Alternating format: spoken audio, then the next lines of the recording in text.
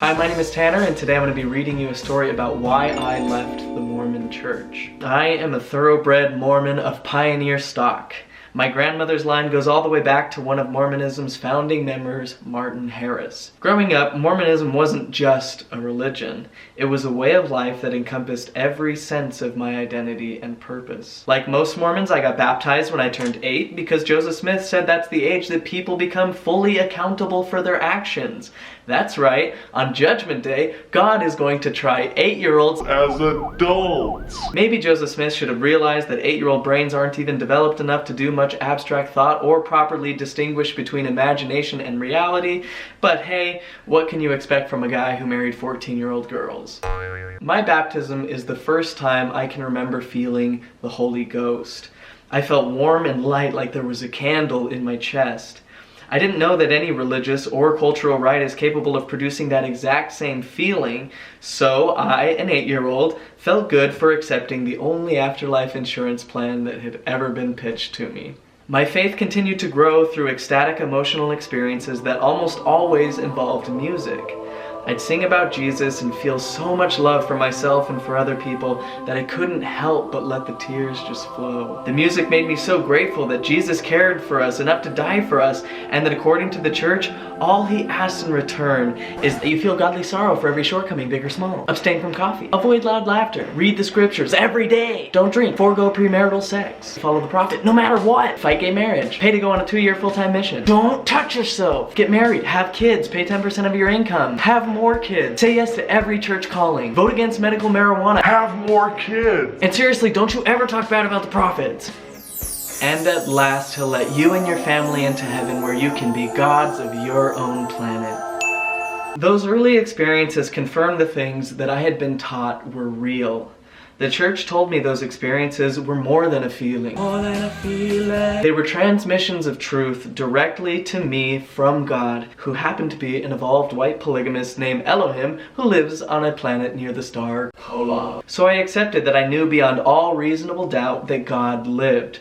I was also conditioned to associate that emotional experience with the setting in which I felt it, so I accepted that the church was true, that Joseph Smith was a prophet, and that these kinds of emotional experiences were exclusive to church members. Throughout high school, I became more and more devout as I attended church summer camps, youth conferences, early morning seminary, and Pioneer Trek, which is where Mormon youth LARP around as old-timey polygamists, pulling handcarts around the desert so they can truly understand the sacrifices their ancestors made to avoid thinking for themselves. I was on fire. My entire life was focused on serving a 2-year mission for the church. I didn't drink or swear or watch PG-13 movies or watch porn or steady date or any normal teenage thing that would distract me from my spiritual preparation to be a missionary. By the time I began my freshman year of college, the gospel was the only thing I really cared about. I only listened to church music. My favorite activity was getting together with friends to sing hymns or to do baptisms for the dead.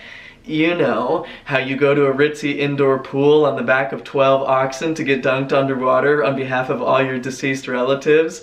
You get it. I spent as much of my free time as I could at the College Institute of Religion. There I took a handful of religion classes, sang in the choir, taught the men's group, and spent countless hours in the library reading doctrinal books and biographies of church leaders. Finally, I was assigned to serve in the Brazil João Pessoa mission, and in the fall of 2009, I entered the Missionary Training Center in São Paulo. Despite my spiritual experiences in the church, I'd never had any spiritual confirmations about the church. I'd read the Book of Mormon multiple times, and despite praying fervently for several hours at a time in my room, in the forest, at the top of a mountain, I never received an answer that it was true.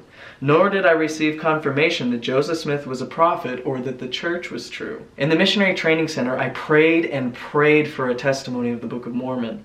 How could I promise other people they could get an answer if I couldn't get one? Finally, after one very late night on my knees, I decided the reason I didn't get an answer was because I already knew it was true. Ain't no answer like no answer. That Olympic level mental gymnastics gave me enough momentum to enter the actual mission field where I experienced the greatest disappointment of my life. You see, the mission was nothing like I expected. Rather than performing miracles and touching hearts with the power of pure testimonies spoken with the gift of tongues. I saw missionaries using scummy sales tactics to baptize children en masse so that they could get their name in the monthly mission newsletter. I was devastated. I couldn't believe I had spent my whole life preparing to be a door-to-door salesman. The first months were hellish. I went to bed every night absolutely exhausted, my legs throbbing from trying to keep up with my long-legged trainer who didn't speak a lick of English. I woke up every day horrified at the prospect of starting a new day. I'd never felt so alone and miserable. I honestly hoped I'd get hit by a bus so I could be sent home with honor. Over time, I got used to mission life, my Portuguese improved, and I began to enjoy the work. I had some up and downs, including times of depression, but overall I felt glad to finally be doing what I felt I was put on the earth to do, which is spread the gospel of Jesus Christ. I ended my mission as an assistant to the mission president, a man who I still regard with great love. When I returned home, I attended BYU, Idaho, because it was cheap, and I thought it would be the best place to find a nice Mormon wife who could be the mother of my 6 children. While in school, I received an assignment to be an executive secretary, which meant I had meetings every Sunday from 6:30 a.m. until 4 p.m. and every Tuesday night. That was on top of a full course load and 2 jobs. In my spare time, I played in bands, performed stand-up comedy. I think if I threw a Republican party, more people would come. It'd be a great party. We'd all wear suits, we'd drink red Kool-Aid and play Pin the Blame on the Donkey. Helped produce a late-night cable talk show. And of course, read biographies and books of church leaders. My favorite was hardliner Spencer W. Kimball, famous for teaching that masturbation would turn you gay, and that if the Native Americans repented, they would turn white. A close friend saw that I was reading about Kimball and asked me about the revelation that gave the priesthood to members of African descent in 1978. I told him I'd look more into it. My whole life, I was taught that past presidents of the church had begged the Lord to extend the priesthood and temple covenants, but were forbidden for some unknown reason until the celebrated policy change in 1978. What I discovered is that the real reason was that church leaders were just racist. Former church president Joseph Fielding Smith wrote, "Not only was Cain called upon to suffer, but because of his wickedness he became the father of an inferior race. A curse was placed upon him, and that curse has continued through his lineage and must do so while time endures. Millions of souls have come into this world cursed with a black skin and have been denied the privilege of priesthood and the fullness of the blessings of the gospel." You may be thinking, Wow, that's racist as f***. well, you're not wrong. The genetic mutation that produced depigmented skin didn't arrive until thousands of years later as humans migrated to colder climates. The biblical narrative that is also canonized in the Mormon Pearl of Great Price is unscientific white supremacy. Unfortunately, Joseph Fielding Smith wasn't the lone white supremacist. Second president of the church, Brigham Young, said publicly, "You see some classes of the human family that are black, uncouth, uncomely, disagreeable, and low in their habits, wild and seemingly deprived of nearly all the blessings of intelligence that is generally bestowed upon mankind." He even threatened those who interracially married with death and prophesied multiple times that if the church mingled with black people, it would lose the priesthood. Other presidents of the church, George Smith, David McKay, and Harold Lee, taught that people of color were disloyal spirits before coming to earth. Apostle Mark Peterson spoke in favor of segregation. Ezra Benson,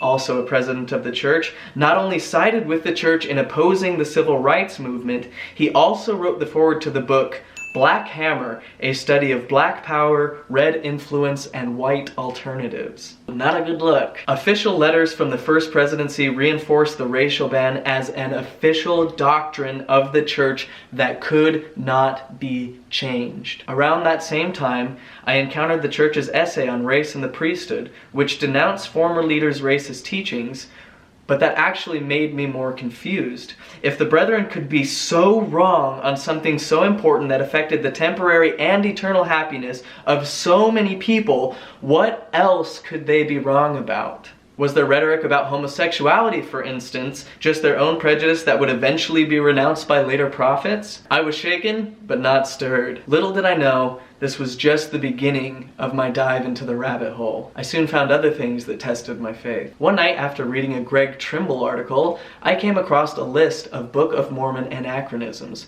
For folks who may not know, an anachronism is an artifact that doesn't belong in a story's timeline. For instance, a cell phone appearing in a story about the Civil War, or tennis shoes appearing among the Nephites, or Nephites appearing in any story at all. The mention of such misplaced artifacts indicates that a story is a modern fabrication. The Book of Mormon has a long list of anachronisms. Horses, chariots, steel, elephants, cattle, goats, swine. These things didn't exist in America during the time the Book of Mormon is alleged to have taken place. And these aren't small details that have just slipped through archaeology's cracks. Horses, chariots, or steel alone would have dramatically reshaped indigenous American culture, leaving dramatic and permanent marks on architecture, oral histories, warfare, tool making, diet, transportation, language, and traditions, but there isn't a trace. Some church scholars say that during the translation process, Joseph saw things he didn't have names for, so he just called them by the names he was familiar with. Thus, they argue that a horse could have referred to a tapir, or that a chariot could be a sled, and that goats could have meant deer, as if Joseph Smith wouldn't know the difference between a goat and a deer. Furthermore, we know that Joseph Smith had no problem coming up with original names like he did for the animals Curlums and Cummums. The faithful justifications all but crumbled under the most basic applications of reason. More things about the book became suspect. The Tree of Life story was an obvious variation on a dream by Joseph Smith's father. Nephi's boat was beyond mere miraculous. It is a complete logistical impossibility. I felt like I was suffocating on my own breath. I drove out to the fields on the outskirts of Rexburg to pray aloud. If there ever was a time I needed an answer to a prayer, it was then. I felt like my world was crumbling and that there was nobody else I could turn to for support. I prayed and prayed and cried and cried and cried, and after several hours, I finally decided enough was enough. God was not going to answer me. Somehow, I still clinged to my faith. It was the only thing I really cared about, so I held on. I figured that this was going to be my Abrahamic test, after which I would finally receive my long-awaited witness of the surety of the gospel. So I recommitted myself to study.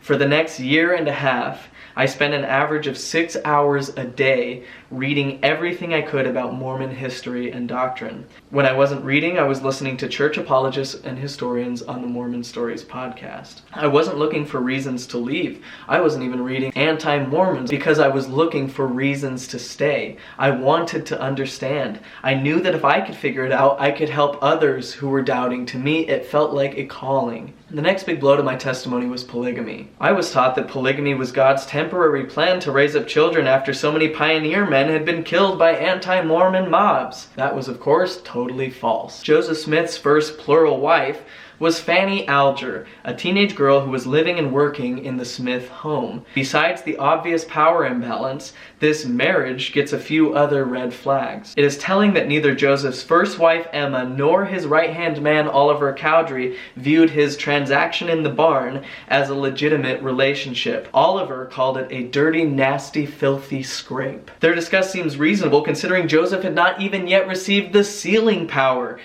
something Mormons believe is necessary to make marriage valid in the eyes of God. Eventually, Joseph dictated a revelation on polygamy wherein he said, "And again, as pertaining to the law of the priesthood, if any man espouse a virgin, and desire to espouse another, and the first give her consent, and if he espouse the second, and they are virgins, and have vowed to no other man, then he is justified. He cannot commit adultery, for they are given unto him. For he cannot commit adultery with that belongeth unto him, and to no one else." Ignoring the unbelievably archaic sexism of a God who gives virgin girls as gifts, we see a clear rule that Joseph was required to get his first wife's consent to take new wives, and that they needed to be virgins. Joseph, however, failed to comply with his own commandments. He repeatedly lied to Emma and the church about his affairs, and at least 10 of his wives already had husbands. On at least one occasion, Joseph Smith sent a man on a mission and then proposed to his wife while he was away. Mormon apologists defend that by saying, "That's not true, he only did that twice." Perhaps worst of all was his coercive sexual grooming tactics employed on girls as young as 14. Accompanying his proposals were promises of salvation for entire families and threats of destruction by angels with drawn swords. The church scholars I looked to for answers disappointed me every time.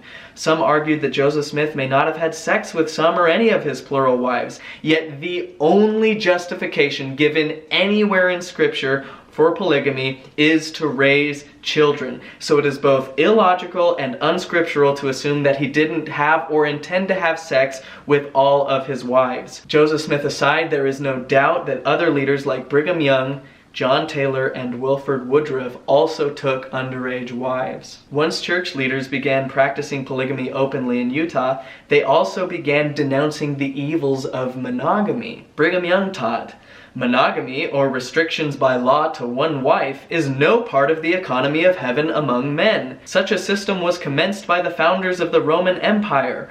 Rome became the mistress of the world and introduced this order of monogamy wherever her sway was acknowledged. Thus, this monogamic order of marriage, so esteemed by modern Christians as a holy sacrament and divine institution, is nothing but a system established by a set of robbers." I don't remember reading about that in the family A Proclamation to the World. Similar to the prophecies about race, several leaders also prophesied that if the church ever abandoned polygamy, it would lose the priesthood. Thus you can imagine the shock when Wilford Woodruff issued the Manifesto in 1890, which claimed to end the practice of polygamy. However, the Manifesto was just a PR smokescreen. Church leaders continued performing plural marriages in secret until 1904, when President Joseph F. Smith, remember the F, issued a second manifesto that officially ended the practice. During the Reed-Smoot hearings, President Smith testified before Congress, saying that none of the apostles after Joseph Smith had been called through revelation, and that besides the manifesto, he wasn't aware of any revelation being received in the church for the previous 20 years.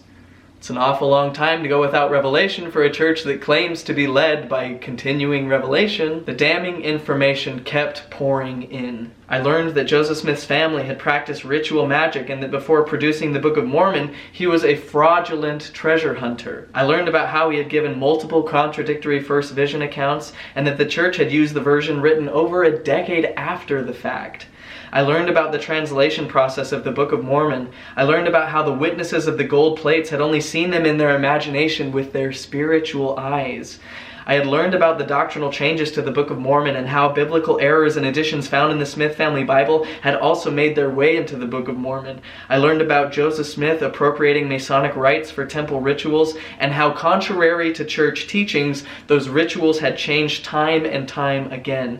I learned about the Danites, a group of violent saints who killed on Joseph Smith's orders. I learned about the Council of 50 and Joseph's plan to replace the United States government with a theocracy, even going so far as to anoint himself as king.